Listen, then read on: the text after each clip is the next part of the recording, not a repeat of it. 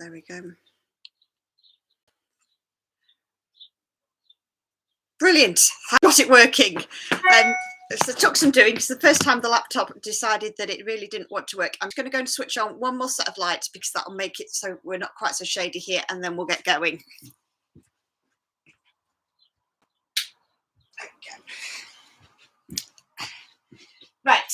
So I live streamed dyeing the July seasonal changes on Tuesday, which was an interesting technological phenomenon. And most of the colours I'm okay and happy with, and they're a pretty good match for what I was aiming for off the picture. So we've got, this is all dried now, we've got a really dark browny black, which is kind of quite a nice wet pebble colour. This one, which is quite a nice, it's a lovely aqua-y, minty sea glass colour. That one I'm quite happy with. We've ended up with a nice blue grey colour, which is this one, and this is where the problems start, and this is because sometimes you can't tell what colour things are going to be until after they've completely dried, and the colours just shift a little bit sometimes as they get heat set. So this is the bluey, this is the pure grey, and then I also tried to dye one that was a little bit of a more purpley colour, and it is fractionally more purple. But the problem is with these two colours is that there is nowhere near enough difference between them for them to actually be useful to use in the same project. They are definitely different colours, but they're not different enough. And that's a bit of an issue when you're wanting to start to try to do colour work or stripes or things like that. So I need to go back to the drawing board. I'm going to keep this one as the grey colour, and I'm going to re-dye this one, which is the one with the hint of purple, because it's not fitting in, it's not matching the rest of the colours that I want. And then this is the one that should have been a greyed purple, and we started off with this one with a purple base and we added some grey dye to it, and what's actually happened is we've ended up with a very, very nice delphinium-y royal blue colour, and again, it's not right, it doesn't match the colours in the picture, it's just not quite in keeping with it. It's a nice colour, but it's not right, and it's one of those ones that it's changed shades. So it will be going up for sale as a single braid. So Andrew, if you like it, it will be available for purchasing just as a single one-off colour. And if anybody gets truly desperate, I've got the recipe for it, so I could theoretically dye some more. But yeah, so there's the two together, and they work really nicely together. They just don't match the colour inspiration very well. So I'm going to dye another 200 another 2 lots of those before they're ready for going up for sale. So let me move the piles of fibre out of the way. And I have already come up with a vaguely formulated colour plan for each of these. I will give them a quick test to make sure if they're going to be right. Or actually, I haven't done the paler one yet. Still trying to decide exactly where I want to go with that colour. So let's have some clean jugs, because I have been dyeing other things all morning, because I need some of the very dark. I'm not going to go for the making the purple. The mistake I think that I made was I went for the violet dye and then altering it slightly. Whereas what I'm actually going to do is I'm going to go back to first principles, and I'm going to completely make a purple from scratch using reds and blues. So let's just tilt that down a bit so we can see the table. Now we need some red dye. We need some grey. So because this grey is actually very blue in tone, we can use it to make a purple when it's combined with red. Let's go up a little bit so you can see my head. There. Trying to get it so that you can see my head, but not too much of the overhead lights, because it throws the contrast into real confusion. And we're also going to use some, move out of the way, we're going to use some turquoise.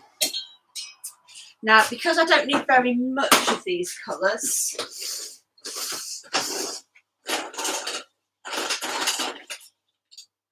1, 2, 3, 1, 2.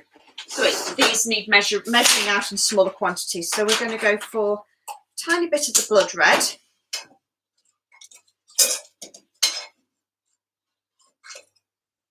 Look, yep. We want some grey, and we're going to go for quite a hefty chunk of grey.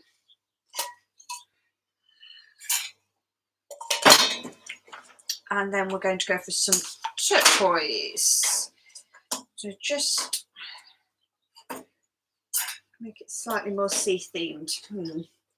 Let's have a look at that. So that needs a little bit of water going into it to dilute the colour down.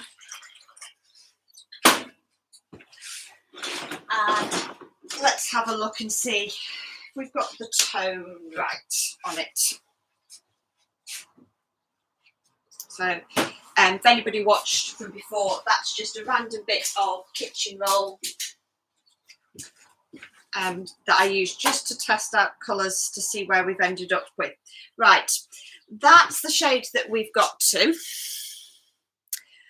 And it's a little bit too blue still. So I had originally put down that I was going to use slightly more blood red, and then I changed it and thought, no, I don't want it to be too red, but that's not red enough. So what we're going to do, we're going to go back,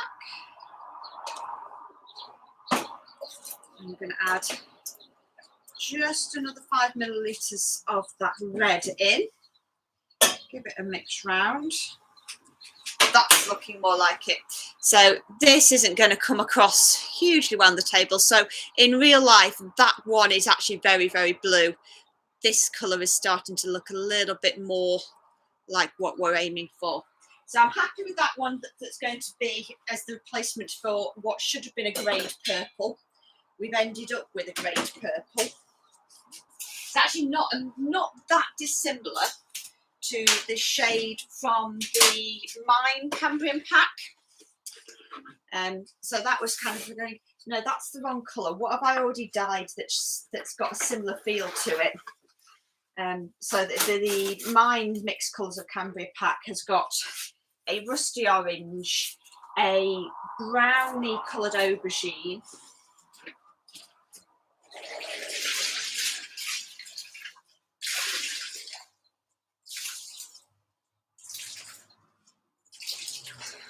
and then 3 grade tones. So there's like a grade purple, a grey blue, and a grey-y, greeny, tealy colour.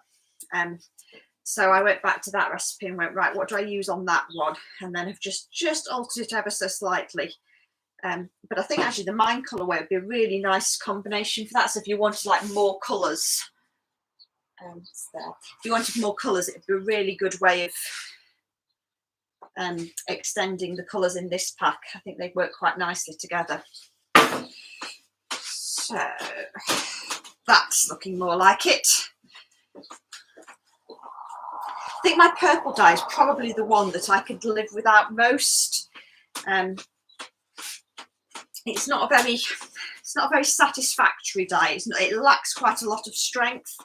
It is just a bog standard royal purple, but it's one that always dyes paler than you think it's going to be, and it's quite easy to change the colour of it. So let's have a look at that. Okay, so that's had the colours all mixed evenly through it, and I can tell already that I'm much, much happier with that. I think probably spending so much time trying to get the video going on Tuesday, your brain starts to melt out of your ears. So that's just had some citric acid on it. Citric acid is what we use to set acid dyes, which is what these are. And it's basically, it comes in powdered form. It's the same stuff that you can use for making in bath bombs and things. And then, so that's ready for heat setting. So somebody said, oh, was asking you to do about technical questions, and then went, oh no, I'm really sorry, because actually I can understand why you might not want to share those things. And that is the grand plan. That's why I'm doing bits of testing with video content in the studio, which has now got internet connection to it for the first time, is that hopefully in the future there's going to be either maybe some live sessions that will be live teaching sessions with real technical stuff, rather than me just going some of this and some of this and talking through what I'm doing rather than teaching. Or maybe even a proper self-paced fibre dyeing course, because fibre dyeing is one of those things that it seems like it's really, really simple, and there's loads of information about using dyes for dyeing yarn, but the actual technical information for using dyes to dye fibre and getting really good results is really, really hard. Right, we now need another pale colour. And I think what I'm going to do is I'm going to deviate away from the swatches slightly, because the swatches from the sea glass one that everybody really, really liked, they're beautiful, but the two palest colours are actually separated by a mid-tone of quite a yellowy brown, which I don't like very much. I don't think people are going to like very much. So what I'm going to do instead is I'm going to do a colour which is a very, very pale greeny yellowy colour, and I think that's going to sit better with the colour palette overall. It's going to give you better contrast, because at the moment everything is very, very blue and green, and it's a very blue shade of green. We haven't got anything that's even hinting towards a warm colour, so I think something that's got a tiny bit of yellow in it but isn't quite as ugly as the yellowy beige colour. Let me show you on the screen. I think it's going to be a really good mix. Let's pull the picture up.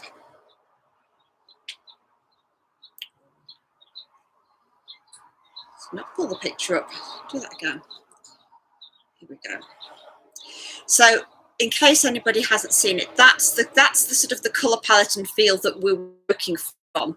So we've just dyed this dark, where are we? That end, that purple colour that's on that end. The dark colour we're happy with. We've got a nice sea green. We've got a nice blue grey, which is probably a halfway house between these two colours here. But that beigey colour is a bit meh.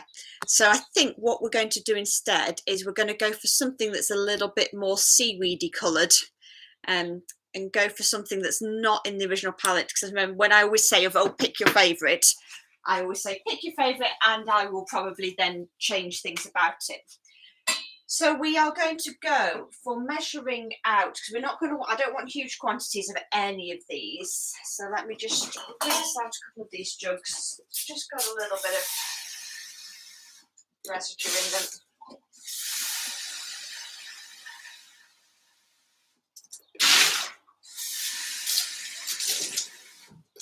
So because I'm working with pale colours and because this is repeatable, what I don't want is to have bits of random pink dye floating in there, because that's going to substantially change the colour. So we are going to go for some of this olivey greeny colour, which is a really nice, it's a nice base colour measured out. And we are going to take for ourselves, do I want a lemony colour or do I want the daffodil colour? So I've got two yellows here. One of them is called lemon, one of them is called daffodil. The lemon is a very, very acidic, cool yellow, and the daffodil is a much, much warmer, richer colour. The olive by itself is quite a rich colour anyway, so I'm actually going to go for the lemon yellow. Let's write this down with what I'm planning to do, because otherwise we get into a mess. And I think what I'm going to try and do is I'm going to try to match tonally closer to the jade colour that we've dyed, rather than one that's going to be too pale. So let's go for 10 of olive and 5 of lemon, and let's see where we end up.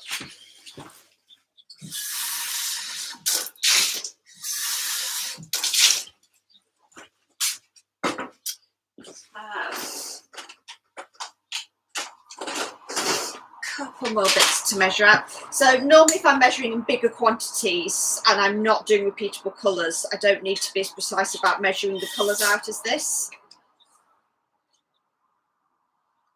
But because these have the ability to be restocked, I need to make sure that I know that I'm using the right amount of colour so that I can repeat them again at a later date this month. Right, that then needs a little bit of water in it, and we'll see where we're at. Might have some brown added to it. Might be able to make it grayer. We shall see. Let's have a look. Yeah, I like that. So we've mixed ourselves. It's not a million miles away from the beigey colour that's in there, but it's just got a little bit more green in it, and I think it's going to sit quite nicely. It works nicely as a contrast with the dark brown. It works nicely together with the JD, with the sea glassy colour that we've already got.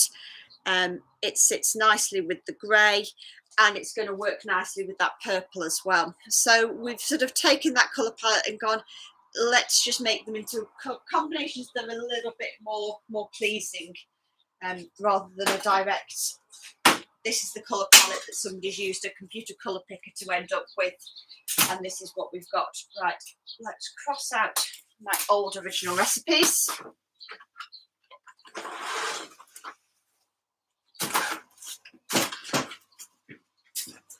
And grab my other bit of fibre.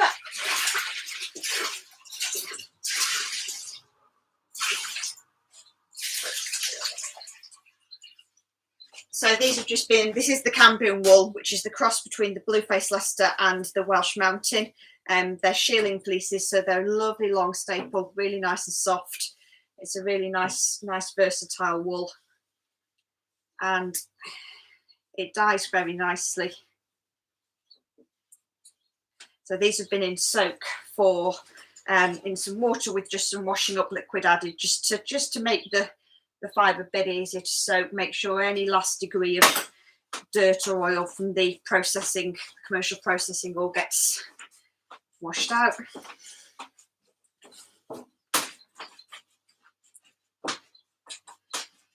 And then they're nice and wet, and that means that the dye moves through the fibre really nice and easily.